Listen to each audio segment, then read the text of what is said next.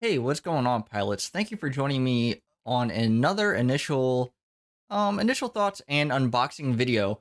In this video, we're going to be discussing the high grade Ez-8. The Ez-8 is a high grade kit from 2014. It is from excuse me, not 2014, 2013. It's from the Mobile Suit Gundam, the 8th MS Team series, which is pretty famous as one of the more grittier and I think they call it like mecha gore type Gundam series. It's pretty good. I'd highly recommend it. It's gritty. If that's the kind of show you're going for, something along the lines of like Iron Blooded Orphans and things like that. But also, it's one of the Mobile Suit Gundam series that actually utilizes mobile suits like they are real, like military style, like machines. Like I don't know how else to say this. But like for example, they paint all the mobile suits in it as if they are like military weapons. For one, like there's nothing really super bright. They're all pretty what people would say are real type colors. Um, of course, there's like some the seventh MS team in the series has like a tan and an orange, but the orange isn't like a bright orange. It's like a subdued orange. Um, and same thing with the other mobile suits that are in the series. You don't really see the classic color scheme of yellow, blue, and white, like the primary color scheme that you see on most mobile suit Gundam series. It's very subdued, very real type, very like realistic type of coloring. Even the Goth, which is one of the Xeon mobile suits in the series, has a brighter blue color scheme, but it's still subdued enough where you can kind of see it being like, okay, maybe if it's in around like a waterish environment or in an urban environment, it would work. But that's probably the most colorful mobile suit in that entire series that I can remember. Um, but let's get a little bit more into the kit itself. In terms of articulation, I've heard really good things about this Revive kit. This is not the original Ez-8. This is the Ez-8 Revive. I haven't really seen what the original box looks like for the Ez-8. Um, but for this one in particular, the Revive, I heard that it's way better than the original high grade, and it's even better than the master grade version of the Ez-8. In terms of articulation and in terms of getting really dynamic poses out of it without needing an action base or something to prop the mobile suit on when you're trying to pose it or display it, um, which is really cool. I'm glad that this is going to be a really good high grade. I feel like I've had a pretty good streak of doing really good high grades besides the Jigans, which I was kind of let down by. Um, but I guess that's kind of the way that they used to do a lot of the mobile suits. The mobile suit kits, especially high grades. But regardless, I'm glad this is going to probably be better than that. And it's from one of my favorite series. I'd like some of the more grittier series of Gundam. So I think it's gonna be really cool. And in terms of gimmicks that I can tell from just previewing the instructions beforehand and kind of seeing what the kits look like on various pages like the GSN community or like Gundam Builders America. Um, the beam sabers can be detached from the leg armor via like part swapping, and they can be wielded in both weapons like standard beam sabers. I think there's just like I said, I think there's just alternate parts between actually having it on the leg armor and taking it off to be used. Um, the 100 millimeter machine gun, the ammo packs are swappable, which is really cool because I think yes, it does. The Ez-8 has additional ammo packs on its waist. I don't know if they're interactable or not on the high grade. But I think the master grade you can actually take them off and interchange them for like a new 100 millimeter magazine. Um, Comes with a beam rifle. It's the standard 8th MS Team beam rifle. It's on the RX-79 ground type and a couple of other kits in the series. The shield can be mounted onto either side of the forearm via the adapter and the notch that's in the arm in order to attach the shield. Though obviously the default position is on the left, as with most mobile suits. Um, the shield, or it can also attach to the shields like two pegs. There's a peg that I think makes it move forward for when it actually like splays out for like a melee type weapon, and a notch for when it's used in its like compact like on forearm position. Um, the parachute pack that comes with this kit can optionally be mounted on the backpack. The parachute pack is kind of like famous per se in the series. It's really kind of cool. Um, I'm planning on probably taking that and either customizing that pack to either be utilized as something that gets placed on the ground and still assists the mobile suit a bit, or the team that it's with, or a team that the Ez-8 is with, or mounting more weapons onto it, or honestly just leaving it off and using it on either another RX-79 ground type or something along those lines. I haven't really gotten to that part quite yet, what I want to do with the backpack, but I'm going to be building it anyway for this kit. I can tell you that much. And then I'll go from there. Um, the weapons container from the RX-79 high grade kit can also be used on the backpack, because the backpack actually has arms that kind of splay out that you can place the parachute pack on, or the weapons container. So it just works the same way as it would with any of the other ground type kits.